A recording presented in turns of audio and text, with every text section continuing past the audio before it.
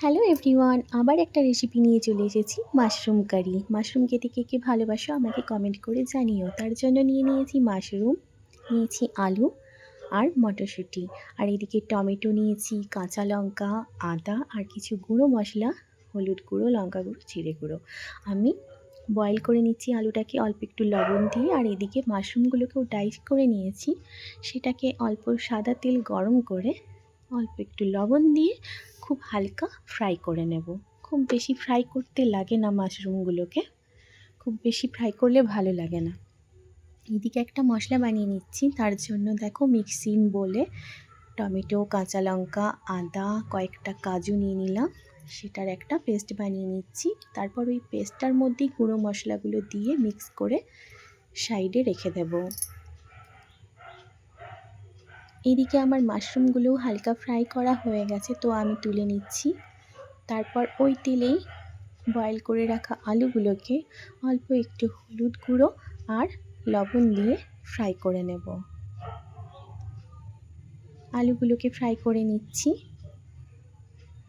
তারপর ওই কড়াতেই আর একটুখানি তেল দিয়ে তাতে দিয়ে দেব গোটা গরম মশলা, গোটা জিরে আর তেজপাতা। সেটা থেকে খুব সুন্দর একটা গন্ধ বের হবে। তারপর দিয়ে দিতে হবে বানিয়ে রাখা পেস্টটার কাঁচা গন্ধটা যাওয়া অবধি একটু কষিয়ে নিচ্ছি তেলে। কষানো হয়ে গেলে তাতে দিয়ে দেব অল্প একটুখানি জল। সেই জলটা থেকেও যখন একটু তেল ছেড়ে আসবে তাতে দিয়ে দিতে হবে পরিমাণ মতন লবণ ও অল্প একটুখানি চিনি। তারপর তাতে দিয়ে দেব ভেজে রাখা আলু, মটরশুঁটিগুলো, আর দিয়ে দেব তার সাথেই ফ্রাই করে রাখা মাশরুমগুলো। ব্যাস, তারপর খুব মিক্স করে নিয়ে মটরশুঁটিগুলো বয়েল হওয়ার জন্য একটু জল দিয়ে ঢাকা দিয়ে দেব। কিছুক্ষণ ঢেকে রাখলেই মটরশুঁটিগুলো বয়েল হয়ে যাবে।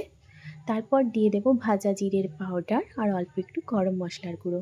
এদিকে আমি কসুরি মেথি আর ধনেপাতা কুচি নিয়ে নিয়েছি। সব শেষে এগুলো দিয়ে দিচ্ছি। তারপর আবার একটু ভালো করে মিক্স করে নিলেই রেডি হয়ে যাবে এই মাশরুম কারিটা। আমার এই রেসিপিটা গরম গরম রুটির সাথে খেতে দারুণ লাগবে। কেমন লাগলো ভিডিওটা কমেন্ট করে জানিও।